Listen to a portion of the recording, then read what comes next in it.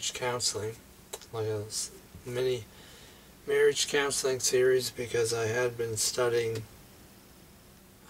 marriage counseling again lately. And I used to, oh, excuse me, it's 6 o'clock in the morning, been up all night, and I studied marriage counseling a long time ago, and so I am familiar with the subject. I've recently studied it again, and I find everything's pretty much the same as I had thought. Most problems in the marriage are caused by the husband, and I hate to say that, but it comes down to about, what, 90%. And it's because the husband just doesn't take it seriously. He's the least in the couple who are willing to change, although, you know, I'm not saying that the woman has no fault in the marriage problems at all, because a lot of women do.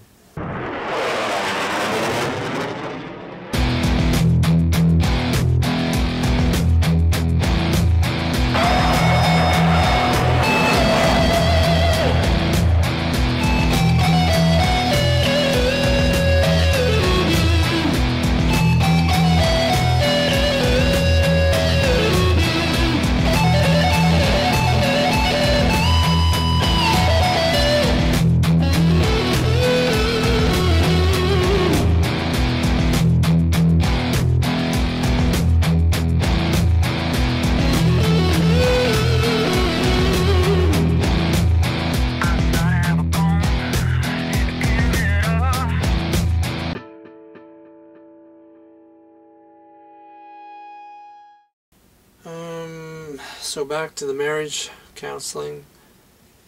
To begin with, this first video, I'm covering the topic of why would you need a marriage counselor? Well, the thing is, what I found out through study and listening to testimony is that people generally do not know what to do, and they can't see their own faults. If a spouse does something wrong, and I'm talking about, you know, any type of marriage,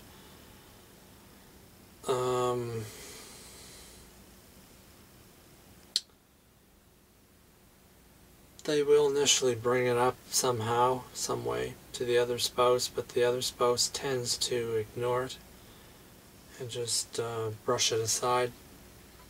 Major problem, because when your spouse brings up a problem in your marriage, you should be listening to them, and usually it just gets ignored. And so the spouse, if it's usually female, will act out either in some disrespectful way, or deny the husband or boyfriend something that they would like that particular person to do for them, and they will deny him.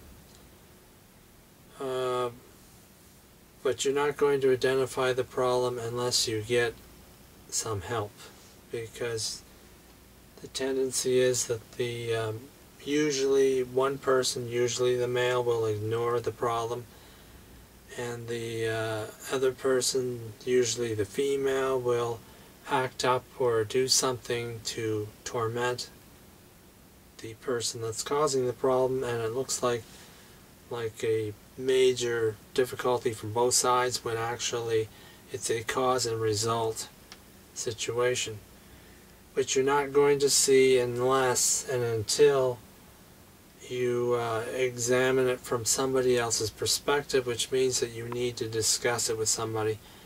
Each person needs to present their point of view separate from the other, so that there's no interference in the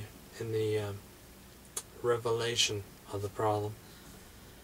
I highly recommend that if you're going through some marriage difficulty, that you each sit down in front of a camera and explain what you're going through, and talk about it, and present it to an individual who's neutral to help you, and let them see the film, and then discuss it all, the three discuss it together to find a solution to the problem.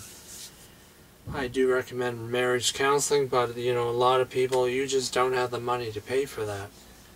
So your best bet is just to film yourselves, film your complaints, and play it back to each other.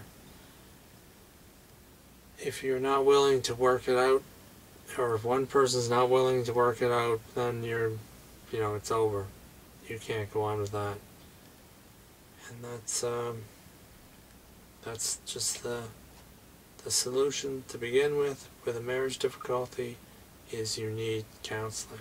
You need somebody to sit down who's neutral, who doesn't respect either other party, and will explain to you that this person is doing this because this person is doing that, and help you come up with a solution to save the marriage, if it's worth saving and if you both care about saving